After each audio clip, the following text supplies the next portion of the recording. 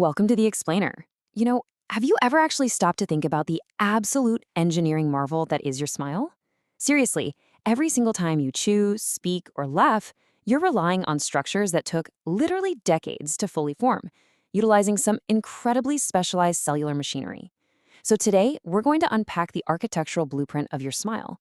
We are going on a microscopic construction journey to understand exactly how a tooth is built from the ground up, relying on the latest embryological data. But before we look at those blueprints, I actually want you to take a guess. When did your smile actually begin? At what exact point in your life did your body start laying down the physical foundation for the teeth you have in your mouth right now? Just take a second and think about it. Okay, ready? The answer is 6. 6 weeks in utero. That is wild, right? Long before you were even born, the microscopic construction site inside your jaw was already active. So let's dive right into this and look at the surprisingly early and honestly astonishing timeline of dental development.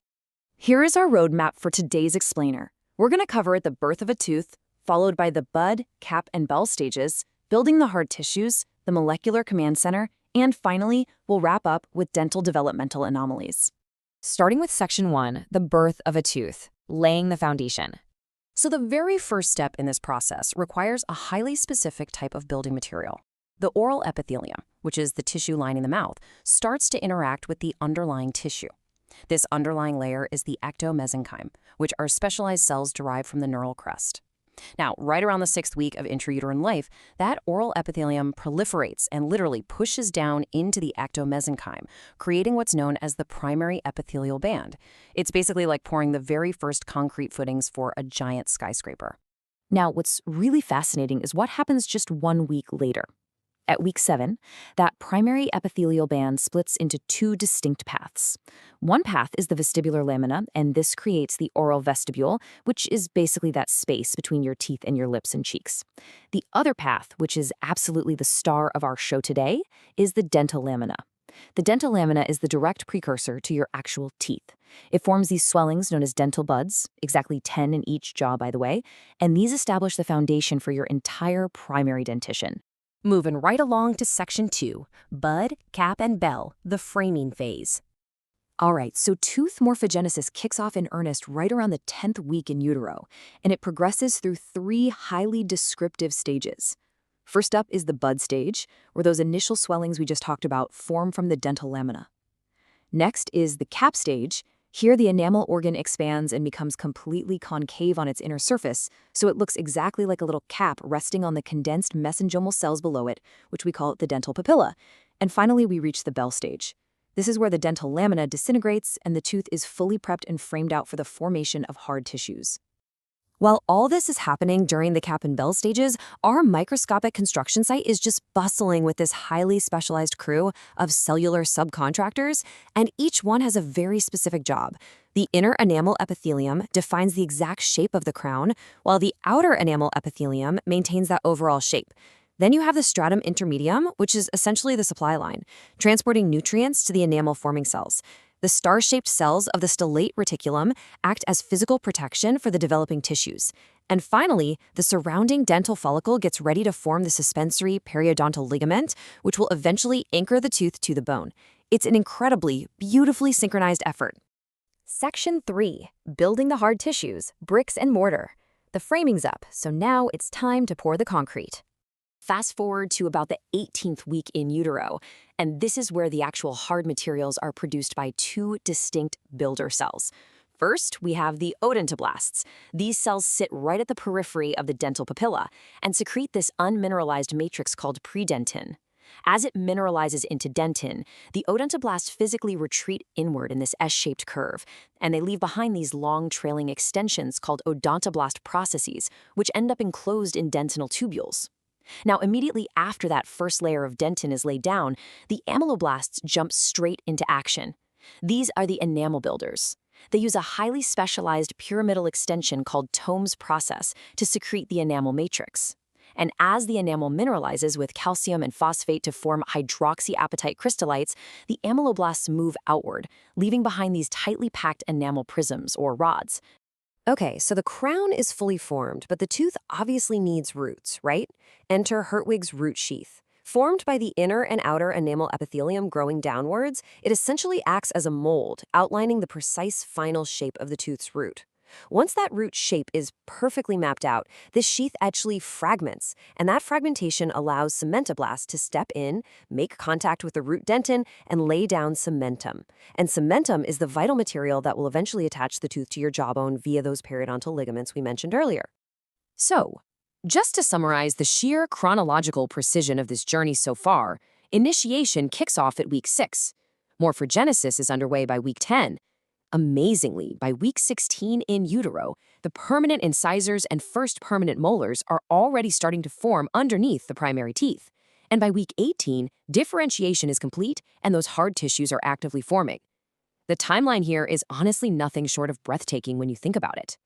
Section 4, Molecular Command Center, the project managers. We've talked a lot about the cells doing the building, but who exactly is telling them what to do? Well, the answer lies in these highly complex paracrine signaling networks. These molecular messengers completely dictate the crucial communication between the ectoderm and the ectomesenchyme. You have these growth factors with alphabet soup names like TGF, FGS, SHH, and WNT running the entire show. You don't have to memorize them, just know that they are absolutely crucial messengers. You have ectodisplacin appearing when the epithelial budding starts. Later on, these localized signaling centers called enamel knots appear to regulate the exact formation of the tooth's cusps. You even have molecules like P21 mediating when cells need to exit their cycle, and nerve growth factor receptors ensuring that proper cell differentiation happens. It is literally a microscopic symphony of chemical signals. There's this fascinating quote from the literature that I think sums this up perfectly. It says, transcription factors appear to have an inductive interaction with the growth factors, resulting in tooth patterning, formation, and division of the jaws. Basically, what this means is that genetic transcription factors with names like PAX9 and MSX1 are literally assigning the exact, highly specific positions and shapes for every single tooth in your jaw. They are the ultimate project managers, ensuring that an incisor looks and acts like an incisor, and a molar looks and acts like a molar. Which brings us to Section 5. Dental developmental anomalies, when construction glitches. Keep in mind, tooth development takes an excess of 10 years, and eruption takes almost 20 years to fully complete. Because this process is just so incredibly long and so complex, structural glitches can and do happen. First, let's look at anomalies of number. Hypodontia is when fewer teeth form than expected. This is most commonly your third molars or wisdom teeth. Anodontia is the extremely rare absence of all teeth. On the flip side of that, hyperdontia is the formation of extra, supernumerary teeth. Clinically speaking, missing teeth pose obvious cosmetic and spacing issues, while extra teeth can actually physically block the normal eruption of your regular teeth. Then we have anomalies of union. This is where teeth merge or split in some pretty unusual ways. Gemination is when a single tooth follicle attempts to divide, leaving you with one root but two incompletely separated crowns. Fusion is the exact opposite. Two separate follicles merge into one massively large tooth. Now, the crucial point here is the timing. If fusion happens early, it's a complete union. If it happens later, it's incomplete. And then there's concrescence, where two teeth fuse only at the cementum layer. This presents a massive clinical challenge. Think about it. If a dentist tries to extract one tooth with concrescence without knowing it's fused to its neighbor, they actually risk fracturing the maxillary bone. And finally, we step into what is basically a gallery of anomalies of shape and structure. Delaceration is a severe bend in the tooth's root, which can harbor bacteria or make root canals incredibly difficult. Dens invaginatus looks exactly like a tooth growing within a tooth due to a deep surface invagination. Dens evaginaceus is an extra bump or cusp on the biting surface that can easily fracture and expose the pulp. Toroodontism results in bull's teeth with massive pulp chambers. Peg laterals give a really conical, tapered look to the incisors, and amelogenesis imperfecta is a genetic defect leaving the enamel abnormally soft, fragile, and prone to severe wear. Any slight deviation in that molecular signaling we discussed earlier can lead to these profound structural impacts. Which brings us to our final thought for today.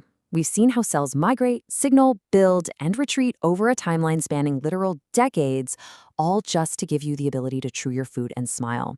It really is a masterpiece of biology. So after learning about the decade-long molecular symphony that built them, will you ever look at your teeth the exact same way again? Thank you so much for watching The Explainer.